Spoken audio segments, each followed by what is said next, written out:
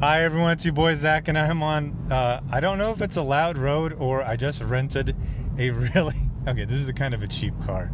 I don't understand why they just give you class and they don't let you pick it out. I mean, I guess they kind of do, but they're always like, do you want a Toyota? So I just want literally anything. I don't want to be here at this counter with you. What will get me away from this counter? So you can literally tell like how old the asphalt is depending on how loud it actually borderline kind of like felt like I was in a subway or something. So anyway, I just watched the flop movie of summer of 1991, Hudson Hawk. I forget why this is on my immediate radar screen, although it was kind of on my, once I work my way through all of my watch lists, maybe go look this up. But anyway, I have very, very strong feelings about Hudson Hawk. And I always liked it. And then I found out that pretty much everyone did too. When I Googled it, all I found were all kinds of movie blogs from like 2015 to 2018, just doing articles every 6 months. And basically everyone says the same thing I did. It was a huge flop in 1991. But it's good. It's fun. It's funny. The thing is, these are the same things I thought in 1991. So, okay, so let's go back to May of 1991. I had literally just graduated from high school. Wow, this movie is very old. And it was Bruce Willis in a Bruce Willis vehicle. When something's called a vehicle, it means it was built specifically for them, which is a very, very very, very odd analogy or phrase. How did vehicle, whoever has a vehicle built for them besides Batman? The whole thing about vehicles is they're mass produced, but for some reason, when you say something about a movie star, it means it was tailor-made. It was bespoke. It was tailor-made for him based on an idea he came up with. It actually kind of has like this kind of like cool, quaint origin. So, Bruce Willis, you know, he wanted to be an actor, so he did what you did. You know, you back in the day, you either moved to New York or L.A. He moved to New York because he was from New Jersey. He's working in a bar in Greenwich Village. Some guy's playing. He joins in. He plays harmonica, and the other guy plays whatever. I don't know. And then they become buddies, and then they start walking home. I should probably skip this. This is probably boring unless you really love. Okay, so anyway, in Chicago, there's a wind that's called the Hawk. It comes off of Lake Michigan. It's really super cold. They were walking by the Hudson, which is over on the west side of Manhattan. They said, this must be the Hudson Hawk. So they started creating a character named Hudson Hawk. Again, this is like 10 years before the movie and about 6 years before Bruce Willis's big break.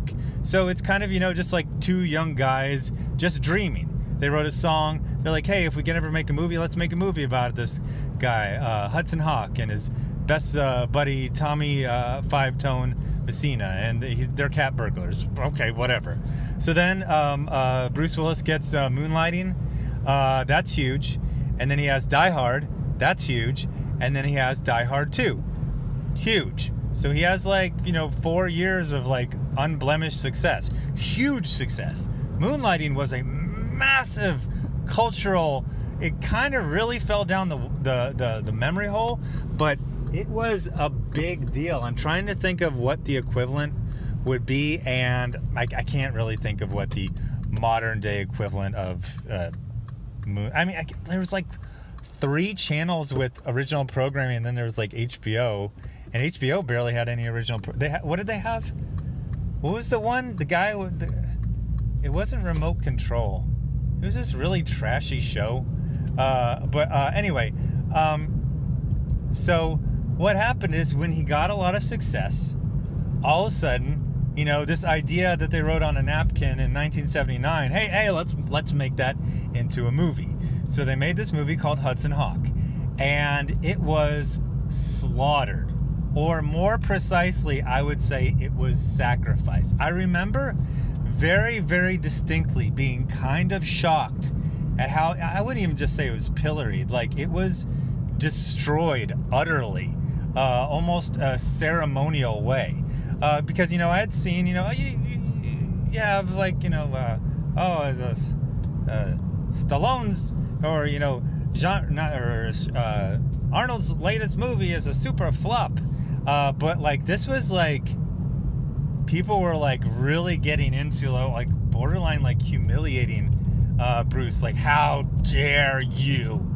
I talked about this when I reviewed Quigley Down Under, especially in the 80s, although I think this kind of broke more in the 90s, but like once people kind of decided what you were, as a musician or an actor, like that's pretty much all you got to be. When Magnum P.I. played a cowboy, we flipped shit like you would not believe. It was like we were playing what's the game? The Game of Games on It's Always Sunny. Charlie McDennis. It's like we were playing. There's a little scoreboard, and they actually nail it down to the bar because they say Mac at some point during Charlie McDennis, he always flips out and tries to flip the board over. So it's a really thick board, and then they actually nail it to the bar. That's basically what we did. Like he was in that. What was it? That movie with the little robots, and he retired them, but not Blade Runner. Like anytime anyone stepped out of their wheelhouse, oh my gosh, everyone just flipped the hell out. No, Bruce Springsteen, you will not do something blues infused. You will make Born in the USA over and over and over again forever. Bruce Willis, whose whole thing was he's kind of sarcastic, knock around guy from the block, he decided to do a zany caper in a time when that hadn't been done in movies in like 20 years. Like that didn't really exist. It's like What's Good Pussycat and In Like Flint, like those were very old. Those were in the 60s, and he was basically trying to make just a zany caper, just kind of hanging out with his friend Danny Aiello, who they had, they were different ages, but they had known each other for a while in the New York scene. And like he was practically crucified, and not even crucified, like what is it called? What they used to crucify some people upside down. It's like, hey, we just want you to know we really don't like you. Like, come on. So Hudson Hawk is about this guy named Hudson Hawk, cat burglar. Has been in Sing Sing prison, Austining prison, upstate New York, for 10 years. He's getting out, and he wants to go straight. He just wants to work at his old favorite bar with his buddy, and he gets blackmailed into stealing an artifact, and then he ends up in kind of like a not exactly like an Indiana Jones, like it was almost like a Da Vinci Code, like 15 years before Da Vinci Code. Has to do with Leonardo da Vinci having a machine to basically an alchemy machine. They actually had a cool origin for the alchemy machine. It wasn't just like, let's just make gold. He was, I believe, trying to turn lead into bronze because he had been commissioned for this giant statue of a horse, which I think is actually a real thing. But then he's like, let's make it out of bronze. So then they're like, oh, he accidentally invented alchemy, and then he realized it would, cause wars. So he hid all the pieces in the machine. Why not just destroy them? I don't know. Maybe they were made out of adamantium. I don't know. Anyway, so then what it becomes is a just fine movie that for no reason was basically scalped and, lemon juice poured into the bleeding, raw scalp. Like, why? He just tried to do something slightly different, I talked in a video on the main channel I did. I was talking about Terminator, and I said one of the problems was the initial publicity stills, because it just showed, the LGBT 1000 and the little midget and Sarah Connor, and they're just all just kind of just staring blankly, kind of glumly at the camera in a flat angle. And back in the day, 80s, you'd have like the Indiana Jones, and he'd kind of be like smirking. He's like, hey, we're gonna have some fun. And it's like he promised too much fun. I was reading some of those blogs, and they're like, you still have to take the action kind of seriously. Like, you can have jokes, but when you do the action, it has to be serious. That I kind of understand, because I always kind of kick myself. I actually had multiple opportunities to see Big Trouble in Little China as a kid, but one of the things that bothered me is Jack Burton, although I didn't know his name at the time. He was kind of portrayed as like a goon and a goofball and an idiot, and I was like, I understand, kind of like quirky, Peter Venkman, people, roast him, but I don't want him to be just like a complete goofball idiot, like that nobody thinks is cool or respects, like in the world of the movie. Usually at the end, kind of people realize, oh, I was making fun of you earlier, Indiana Jones, but you're actually pretty badass. And you were right about the thing I thought you were wrong about. So I think, yeah, that was it. Is that it was an action comedy where even the action was supposed to be funny. So it was basically a comedy. But even if you think about like Beverly Hills Cop, it would be lots of jokes, but then the gunfights were treated like it was like Streets of Fire or something like that. Like, the gunfights were serious, whereas there's not a lot of gunfights. There's some good action sequences. I still, to this day, one of my favorite things ever in any movie is Hudson Hawk and Tommy Five Tones. They have this bit where they really like, like old, like Frank Sinatra and 1950s, 40s, early 60s music. And they know the length of every single song. And why do two cat burglars know the length of every single song? Because it's very useful for coordinating when I'm going to be, in the breaker room doing this to the breakers, and you're going to be here, we're going to meet up there. So we both know it, this stanza in the song, that we should both be at this place. I love that. It's one of my favorite bits I've ever seen in any story. I think about it, I don't know, I'm not going to say constantly. A couple times a year I will think of that bit, and it just always makes me happy. Supposedly that came from Bruce Willis and his friend who came up with the song. They would just do brainstorming. It's like, hey, they should be into music and this and that and the other thing. Again, this is some oldie Olsen. Bruce Willis had this alter ego. It's hard to explain. People don't really have alter ego. I guess T.I. and T.I.P., that's kind of an alter ego, but he had this alter ego named Bruno who played a harmonica, and he was like a cool guy, kind of like a blues brother by himself. Hudson Hawk kind of had that kind of personality, like a kind of like a blues brother-esque personality. I've got to say, I've always thought his hairdo was really kind of weird, but I wasn't sure how, but cool. And I finally noticed, like in the last 1 minute of this movie, that haircut, it was popular in the 80s, and it kind of came back, where like you shave going around the ear and down to the back.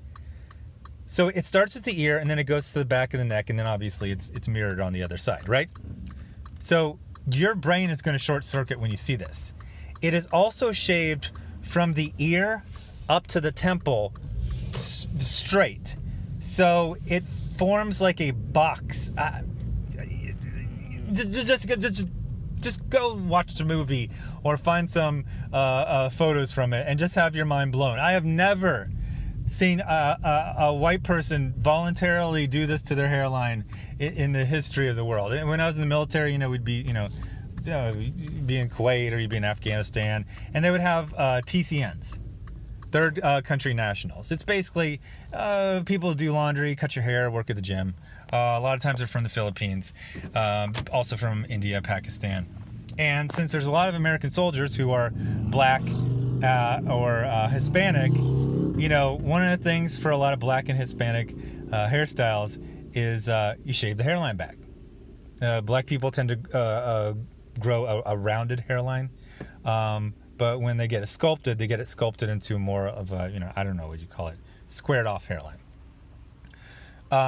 So a couple times, some TCNs tried to start shave my hairline back, and that was almost a fight. I was like, I ain't got a millimeter to spare, and you're shaving my stuff back? Are you crazy? But but they don't shave it all the way. Like it's like shaved. Oh, you just got to see it. It's the most mind-blowing hairdo I've ever seen on a Caucasian ever in my life. It's weird to say Caucasian when you are, in fact, Caucasian. A white person. So the plot is, it starts off with a cool kind of caper heist, which I absolutely love. It's so fun.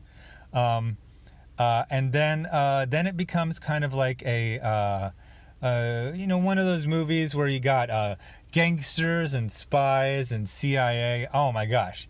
Now this is before political correctness. I believe this is a movie rated R, PG-13, something like that. But they have a joke that is so raw here. I can't believe it. I think I might have gasped. So it's a CIA, and it's like, I would call it like the non-heroic CIA. They're just capping people, and you can tell they're kind of like helping out this the Mayflowers, which are the villains in this.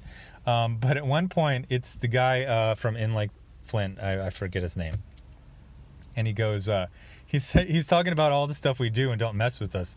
And he says something like, he goes, we blow up space shuttles for breakfast. And as a child of the 80s, I still can't believe in 1991 that you could say that without people just going, boy, people in the 80s and 90s had no chill.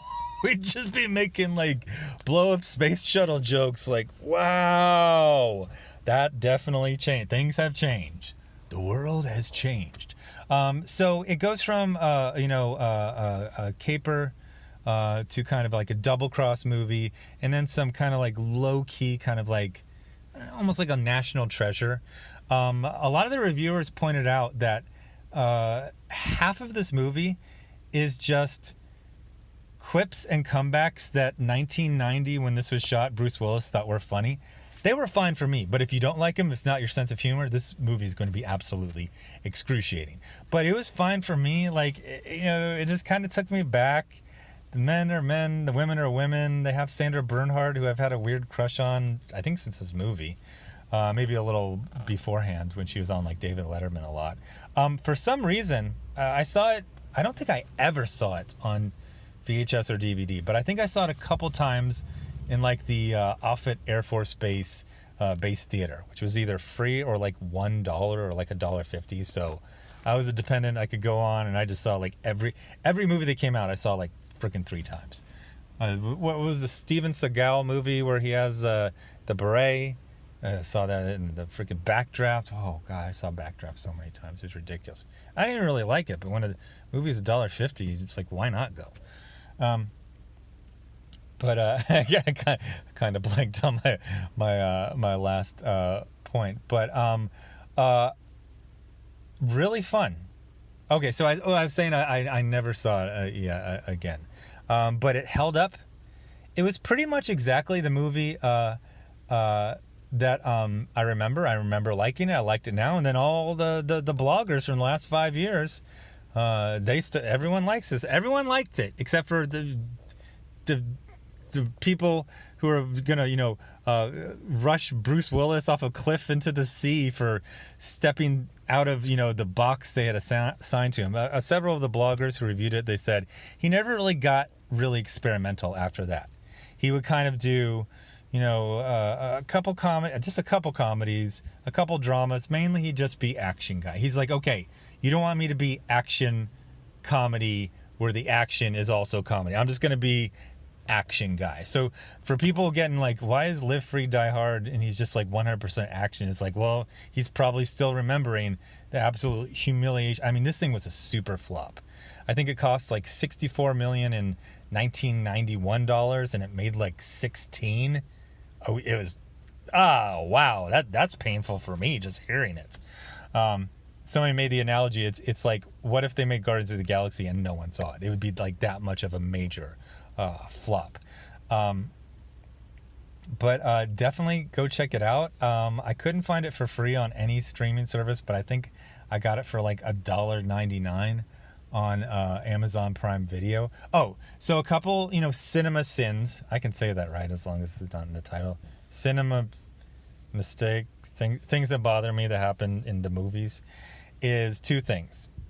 They've done this in Indiana Jones and the Alien Skulls of Doom, whatever that's called, where you have, somebody has the blow dart gun that has a blow dart that comes out the end, and then somebody blows into the end of the blow dart and it goes back into your throat and it paralyzes you, even though the poison end would be like the end that wouldn't strike the back of your throat. And then also at one point, Hudson Hawk is in this ambulance and there's a whole bunch of syringes, and then he throws it backwards into this mafiosi's face, but then instead of being the back, which would not do anything, it was all the pointy parts. Like, I noticed that. I noticed that in 1991. I noticed it now. It's a good gag, but you need like one more shot where he pulls them all out and then he rotates his hand around and then you see him put the shiny or the sharp part in there. The other thing that bothers me is this always takes me out of, because I grew up in the 80s.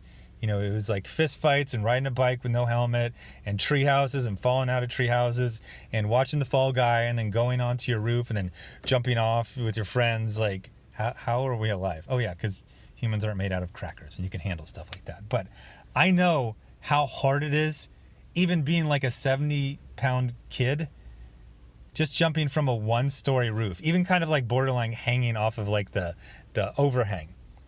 They have 2 guys tumble off a balcony that's like 30 feet, and then they hit onto stone steps and they're just fine. I hate that.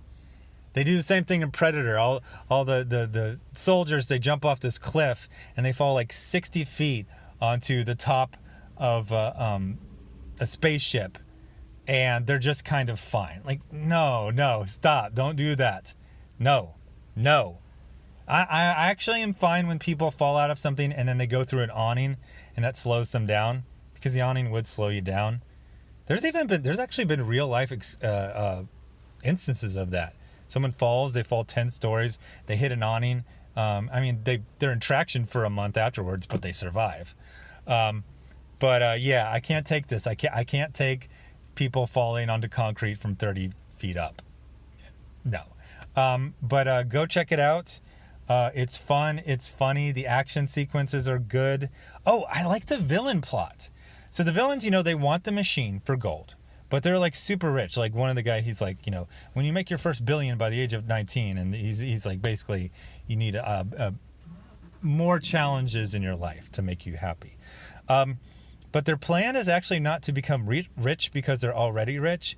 Their plan is to destroy the world economy in about 5 years or so. I actually like that it wasn't blowing up the world, but they just kind of they explain the entire world economy collapsing at once. Yeah, obviously that would be bad. So I actually really like that. There's another scene that I really like. It's at the beginning. So they got out of prison, and Tommy goes back to the bar that I couldn't tell if he used to like work at that or it was just, I think it was just his hangout. And I think his buddy, am I calling him Tommy? Hudson Hawk is out of jail, goes back to his old hangout, and then his buddy Tommy Five Tones, I think, co-owned it, and then he said that Hudson Hawk would co-own it too. He bought it, I don't know, something like that. But it's become like a yuppie bar. But then they start showing, he starts talking about the people who used to hang out there, talking about one of the regulars once came in, which probably drunk, and he just had a steering wheel in his hand. So it became like a little bit of the bar lore. They hung out. He's like, how come you took so-and-so's steering wheel off the wall? And remember when he got it because of this? I thought that was fantastic. I talk about in Terminator Dark Fate, they basically didn't give any background to any of the characters, but it was that little, bit of thing that was, a history for the main character. And it seemed very human and real, whereas a lot of the rest of it, Hudson Hawk he's essentially Bugs Bunny. He's a cartoon character. Maybe that's why he can fall 30 feet and not be in traction, because, he's a cartoon character. Great fun movie. Definitely go check it out. It's on Amazon Prime Video for $1.99. Anyway, thanks for watching. Subscribe. Make sure you're still subscribed. Hit the bell for notifications. Thanks to everyone giving to the GoFundMe and Indiegogo. Oh wait, do I say that on both the channels? Yeah, that's fine. Thanks for watching the video. Bye.